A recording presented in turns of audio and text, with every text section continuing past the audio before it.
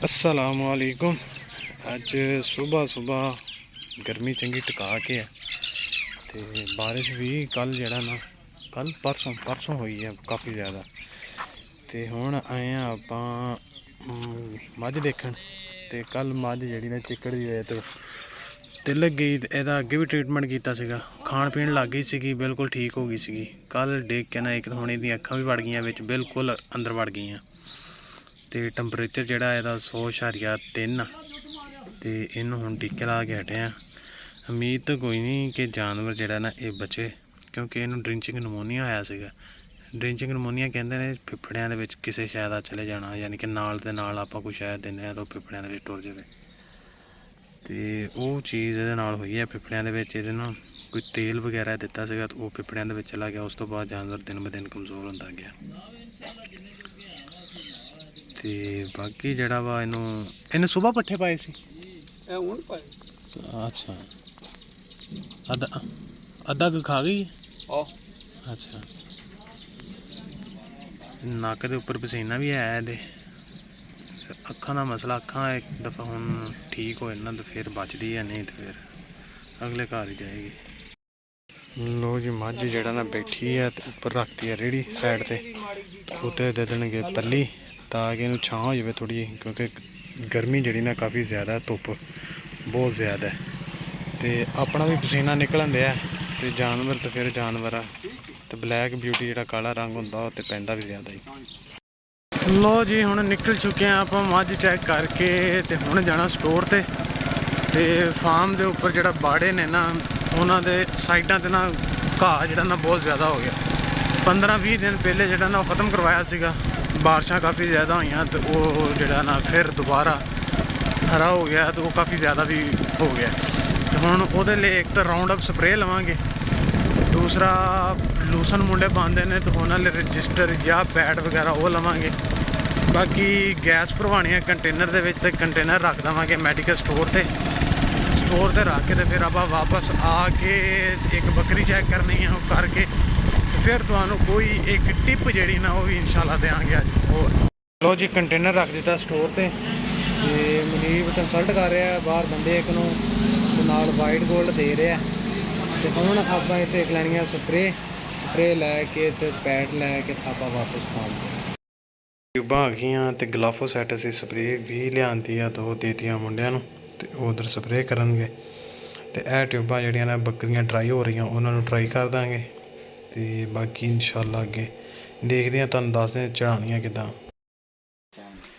लो जी, बच्ची नूं कर दिता सिमन, तो यदा जोड़ा वजन आ वो भी तकरीबन 350 किलो प्लस आ। तो इनू कर दिता वलैती टीका। तो हुण इनू इंशाल्लाह 40 दिन बाद चैक कर लाँगे। तो यह उस तो छोटी है, इनू सीमन हो गया। चलो चल टुर जा कर दे बूहा बंद। लो जी, हीरा साहब ने रंग फेर लिया वा रात का, क्योंकि इन्होंने 3 दिन रात को बहना चिल्ले ते इतों रोड तो जेडे जाते उन्होंने ही शरीक हो जाना। कोई नहीं, मेरे मोमन भरा हुण सही वाजिया नजर आ रहा हीरा साहब ने रंग लाया। रोशनी ना करा, मैं तो कहना थानू ट्रांसफार्मर ते चाढ़दा उत्ते जाके वीडियो बना। मैं कहना मैनूं तू फिर खलवा दे। गाई वेख लो जी, यह गाई जड़े ना रूड़ी ते चढ़ गई, जिन्हों आपां गोहे का ढेर कहते हैं, उन्होंने किते लगी सी अग, वो उपर चढ़ गई तो ये थण भी सड़ गए। तो 2 बच गए ने तो 2 सड़ गए ने काफ़ी ज़्यादा। तो लत्तां भी ये काफ़ी ज़्यादा ना सड़ गई सी। हुण क्लीयर आ, मगर ये है कि जानवर जिसले थणा नूं हत्थ लाते तो हाथ नहीं लाण दिंदा। ਉਹਦੇ ਵਿੱਚ ਜਿਹੜਾ ਇਹਦਾ ਤਰੀਕਾਕਾਰ ਹੋ ਸਕਦਾ ਨਾ, ਉਹ ਇਹ ਹੋ ਸਕਦਾ ਕਿ ਅਸੀਂ ਜਾਨਵਰ ਦੇ ਥਣਾਂ ਦੇ ਵਿੱਚ ਨਿਪਲ ਚਾੜ ਦਈਏ।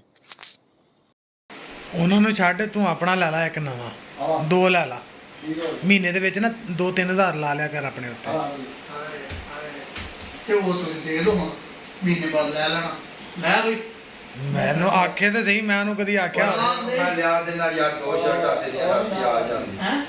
और शामी राती हम लंडे में जाएंगे। ਅਸੀਂ ਪਾਕਿਸਤਾਨੀ ਐਡੇ ਵਿਹਲੇ ਆ ਕਿ ਅਸੀਂ ਮਿੰਟ ਨਹੀਂ ਲਾਉਂਦੇ ਮੋਬਾਈਲਾਂ ਤੇ ਜਾਣ ਨੂੰ। ਕੱਲੇ ਕੱਲੇ ਬੈਠੇ ਆ, ਕੱਲੇ ਕੱਲੇ ਮੋਬਾਈਲ ਯੂਜ਼ ਕਰ ਰਹੇ। ਐਡਾ ਸ਼ਰਮ ਜਿਹਾ ਨਹੀਂ ਆਉਂਦਾ ਕਿ ਕਿਸੇ ਨੂੰ ਬੰਦਾ ਕਹਿੰਦਾ ਕਿ ਪਾਣੀ ਛਾਣੀ ਕੋਈ ਸ਼ੈ ਲਿਆ ਕੇ ਖਾ ਪੀ ਲਈਏ ਜਾਂ ਫਿਰ ਆਪਸ 'ਚ ਗੱਲਾਂ ਕਰ ਲਈਏ। ਮੋਬਾਈਲਾਂ ਦੇ ਵਿੱਚ ਇੰਝ ਲੱਗੇ ਆ, ਇੱਕ ਜਹਾਂ ਹੈ ਵਹਾਂ, ਇੱਕ ਜਹਾਂ ਹੈ ਵਹਾਂ, यहाँ भी खज्जल वहाँ भी खज्जल, अल्लाह अल्लाह दे खैर चल। ये देखें जी दोस्तों, ये है छड़ों का हाल।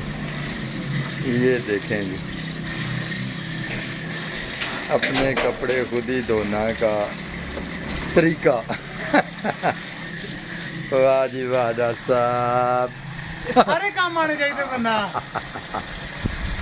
मैं अपनी अम्मा नूं देना कपड़े किदा धोंदे ने, आज काम आए ने।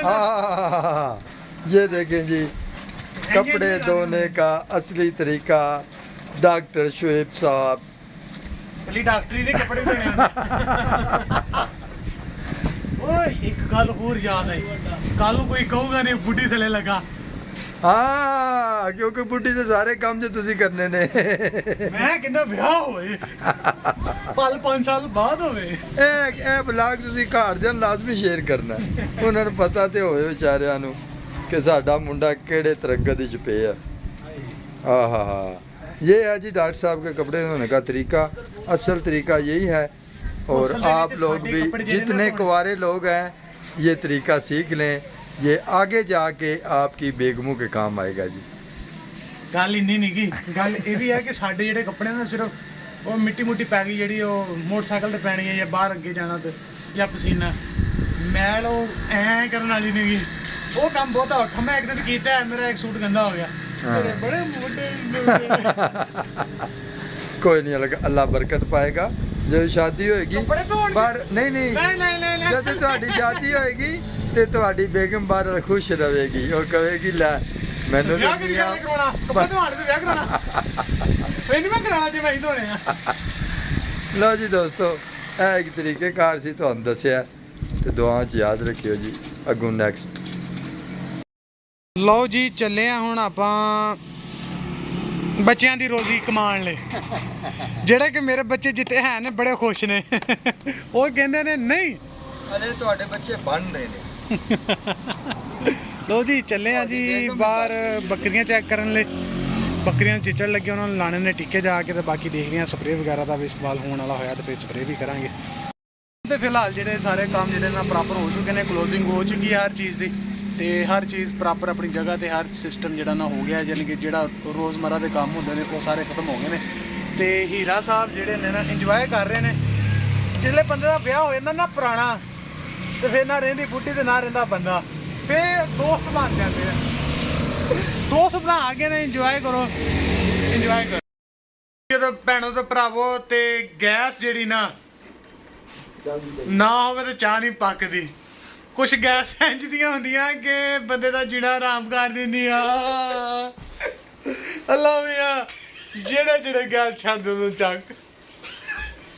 ਮੈਂ ਕਸਮੇ ਇੱਕ ਦਿਨ ਨਾ ਰਾਤ ਨੂੰ ਮਾਰਿਆ ਜੇ ਤੂੰ।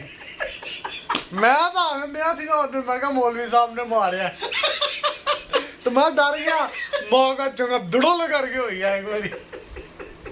ਮੈਨੂੰ ਪਤਾ ਲੱਗਾ ਕਿ ਏਜੰਸੀ ਤੁਹਾਡੇ ਤੋਂ ਖੋਲੀ ਹੈ, ਗੈਸ ਵਾਲੀ ਏਜੰਸੀ ਹੈ ਕਿੱਧਰ ਹੈ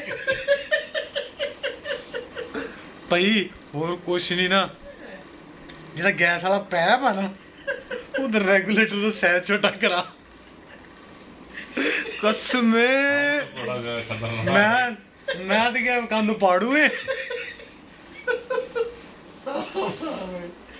ਪੱਦ ਮਾਰ ਕੇ ਨਾ ਐਗਜ਼ਾਸਟ ਅਸੀਂ ਚਲਾ ਦਿੱਤਾ ਸੀ। ਹੁਣ ਤੇਰੀ ਮਿਹਰਬਾਨੀ, ਹੁਣ ਨਾ ਮਾਰੀ ਤੈਨੂੰ ਐਗਜ਼ਾਸਟ ਨੂੰ ਬੰਦ ਕਰ ਦੇ। ਉਧਰ ਏਸੀ ਤੂੰ ਚਲਾਇਆ ਹੋਇਆ 20 ਤੇ, ਤਾਂ ਉਹਨੇ ਠੰਡ ਕੀ ਕਰਨੀ ਆ। ਬੰਦਾ ਪੱਦ ਨਾ ਮਾਰੇ, ਚੰਗੀ ਭਲੀ ਠੰਡ ਸੀਗੀ। ਸ਼ੱਕ ਤੂੰ ਮੌਲਵੀ ਸਾਹਿਬ ਤੇ ਪਵਾ ਦਿੰਦਾ।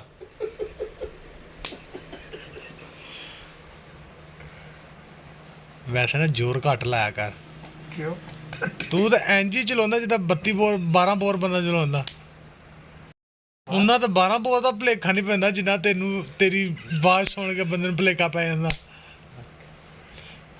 ਉਹ ਕਹਿੰਦੇ ਨਾ ਕੰਟਰੋਲ ਪਾਜੀ, ਕੰਟਰੋਲ ਤੇ ਲਾਜ਼ਾ ਕੰਟਰੋਲ ਕਰੋ, ਅੱਗੇ ਤੋਂ ਕਿੰਨਾ ਵੀ ਕਰ ਸਕਦੇ ਹੋ ਯਾਰ। ਝੂਠ ਦੀ ਕੋਈ ਹੱਦ ਹੁੰਦੀ ਹੈ। ਆ ਮੂੰਹ ਤੋਂ ਹੱਥ ਲਾ, ਤੇਰਾ ਸੱਚ ਉਂਝ ਹੀ ਆਵਾਮ ਨੇ ਦੇਖ ਲੈਣਾ। ਮੂੰਹ ਤੋਂ ਹੱਥ ਤੇ ਲਾ ਪਤਾ ਲੱਗ ਗਿਆ